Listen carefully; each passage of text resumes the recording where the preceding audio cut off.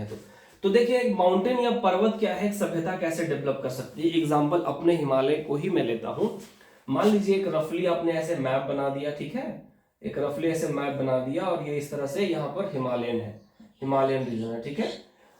ये Indian plate है और ये यूरेशियन प्लेट है, ठीक है। यहां से टकराई और टकराने के बाद हिमालय पर्वत का निर्माण हुआ, ठीक है। बालू के टीले को आप पास लाइए, देखिए एक उभार हो जाएगा, ठीक है। तो उस तरह से जो प्लेटें जब टकराती हैं तो हिमालय का निर्माण होता है। तो हिमालय का निर्माण हुआ। अब हिमालय के निर्माण से पर्वत से सभ्यताएं कैसे जुड़ी हुई है, अब देखिए पर्वत जब बनता है, मान लीजिए पर्वत ऐसे बना, देखिए इधर ध्यान से इस बात को, तो जब आप कभी घास की चीजों को उखाड़ेंगे तो देखेंगे अगल बगल की मिट्टी भी उखड़ जाती है। तो पर्वत जब बनते हैं तो उनकी जो पदस्थली होती है, नीचे वाला इलाका जिसको बेस कहते हैं, जो दिल्ली है कहा जाता है अरावली के बेस पर है। जैसे कि पर्वत की ऊंचाई मान लीजिए इतनी है तो इसका नीचे का बेस तो और चौड़ा होगा, तो इसीलिए दिल्ली में वजन ज्यादा है। दिल्ली में वजन क्या ज्यादा है, क्योंकि दिल्ली में बिल्डिंग्स की संख्या बहुत ज्यादा है। तो उस एकांत जगह पर मान लीजिए कि हमारा झारखंड है तो उतना ज्यादा बिल्डिंग्स अभी बना नहीं है, ठीक है, क्योंकि एक न्यू स्टेट है, अभी तक हाईलाइट नहीं हुआ है। लेकिन दिल्ली शुरू से ही राजधानी है, ठीक है। मेडाइवल पीरियड से वो केंद्र रहा है, मुसलमानों का अटैक, अंग्रेजों का हस्तक्षेप, तो क्या होता है पदस्थली बहुत मजबूत होती है, ये उसी पर बना हुआ है। तो जब हिमालय पर्वत बना उसी समय तिब्बत भी बना, क्योंकि जब ये ऊपर उठे तो जमीन के कुछ उभार को यहाँ पे ऊपर उठा दिया, दैट इज कॉल्ड तिब्बत, ठीक है। और तिब्बत से बहुत सारी नदियां निकलती है, ठीक है। यहां तक क्लियर हो गया। अब इस बात को समझिए कि जब यहां से पर्वत बने तो यहां बारिश होगी, तो बारिश होगी तो हिमालय पर्वत 10-12 किलोमीटर तो है नहीं, ठीक है, उसकी लंबाई चौड़ाई बहुत अधिक है, हजारों में। तो अगर वहां पर लगातार बारिश हो रही है तो पानी के फ्लो आएंगे, पानी के फ्लो आएंगे तो पानी के फ्लो क्या होंगे, आसपास मिट्टी, ठीक है, धूल कण, कंकड़, बाउल्डर सबको लेते हुए जाएंगे। और कई बार बड़े बड़े कंकड़ आप बहुत स्पीड से लेते हुए जाते हैं तो मिट्टी को और तराशते हुए वो कंकड़ घिस घिस के और छोटे हो जाते हैं और मिट्टी का रूप बन जाते हैं, ठीक है। तो यहां से जो नदियां निकली तो आप सिंधु घाटी सभ्यता देख लीजिए, ठीक है, जो सिंधु नदी के आसपास बनी हुई थी, ठीक है। अभी जो गंगा नदी के आसपास जो पूरा माफी चाहता हूं, वर्ल्ड पॉपुलेशन की अच्छी खासी जनसंख्या आपकी गंगा रिवर के आसपास रहती है। तो क्या हिमालय पर्वत नहीं होता तो क्या ये नदियां निकलती, क्या नदियां नहीं निकलती तो वहां से लाए हुए मिट्टी क्या इस इलाके को उपजाऊ बना पाते, नहीं बना पाते, ठीक है। तो क्या मिट्टी उपजाऊ अगर नहीं होती तो वहां अनाज उगते, अनाज नहीं उगते तो क्या आबादी इतनी तेजी से बढ़ती। बिहार और यूपी गंगा का क्षेत्र है, वहां की आबादी अच्छी खासी है, ठीक है। धान ले लीजिए, गेहूं ले लीजिए, ऐसे से फेंक भी दीजिएगा तो अच्छा खासा उत्पादन हो जाता है, ठीक है। आप कुछ तरह के सब्जियां लगाएंगे, फल लगाएंगे जो सीजन के अकॉर्डिंग डिपेंडेंट है, वो बहुत अच्छा ग्रोथ करती है। क्यों, क्योंकि गंगा नदी, और इसीलिए गंगा को मां का दर्जा दिया गया है, जिसकी लंबाई लगभग 2500 किलोमीटर के आसपास है, ठीक है। हिमालय पर्वत से निकलते हुए आ रही है। हिमालय पर्वत तिब्बत से बहुत सारी नदियां निकलती है। तो एक सिर्फ माउंटेन या दो प्लेटों जैसे कि आप इंडियन प्लेट और यूरेशियन प्लेट टकराई, नहीं टकराने से क्या होता, ना पर्वत बनते, ठीक है, नहीं क्या होता कि आपकी नदियां बनती, ना ही सभ्यताएं डेवलप होती। तो अब यहां पर एक बात कहना चाहता हूं कि हिमालय पर्वत जो बन गया, मान लीजिए इंडिया है, हिमालय पर्वत जो बन गया, ठंडे जो रसिया की साइबेरियन एरिया से, यहां से ठंडी हवाओं को आने से रोक देता है।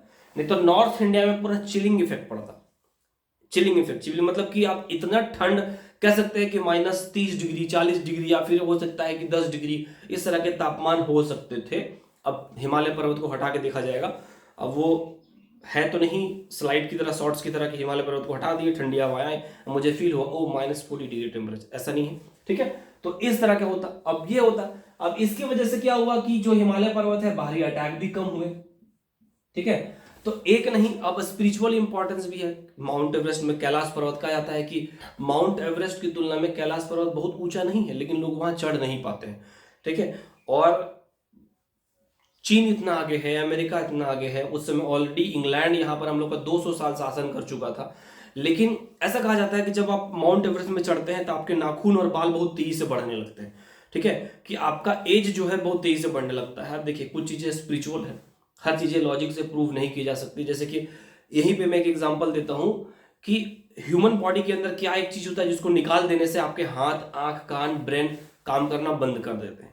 इसका कोई लॉजिक से प्रमाण नहीं है, ठीक है। अभी तक साइंटिस्ट ब्लड नहीं बना पाई है। तो हर चीजें लॉजिक से प्रूव नहीं होती है कि उसने मुझे दिया तो मुझे भी उसको खाना खिलाना चाहिए, ठीक है। कुछ बियॉन्ड लॉजिक क्या है, बहुत सारी अदृश्य शक्तियां हैं। अब मुझे कई बार ऐसा महसूस भी होता है, ठीक है। अब मुझे इसे मानने के लिए मैं नहीं कह रहा हूं। तो एक हिमालय से कैसे सभ्यताएं डेवलप हुई ये आपको मैं बता रहा हूं।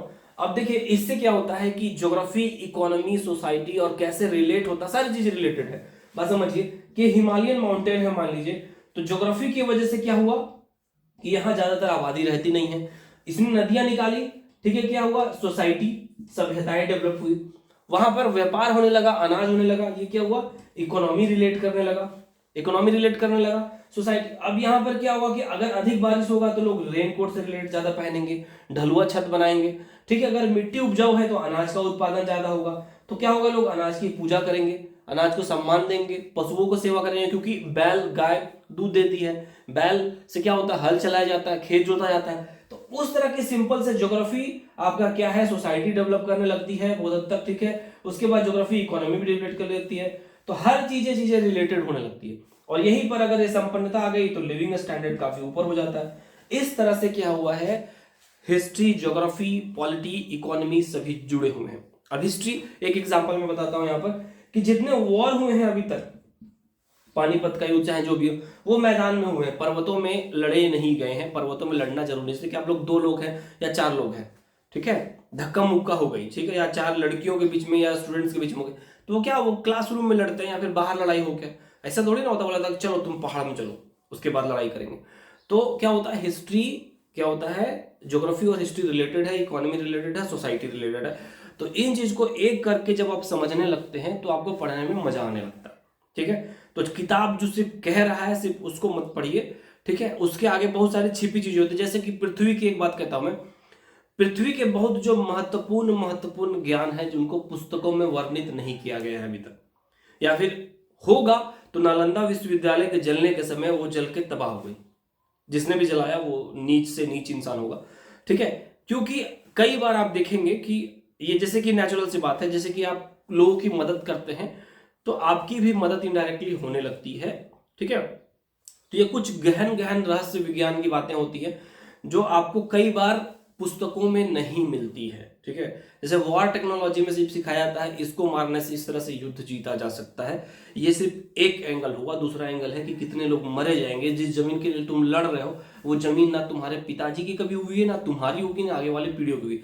कुछ समय तक तुम उसमें कब्जा करके रह सकते हो, लेकिन पूरा विश्व इसी के लिए लड़ रहा है, ठीक है। अगर एक बहुत बड़ा अर्थक्वेक पूरे वर्ल्ड में आ जाए, ठीक है, 9 पॉइंट का या फिर 8 पॉइंट का, तो पृथ्वी इतनी तगड़ी हिलेगी सारे बिल्डिंग्स गिर जाएंगे और सब कुछ तबाह के तबाह हो जाएगा।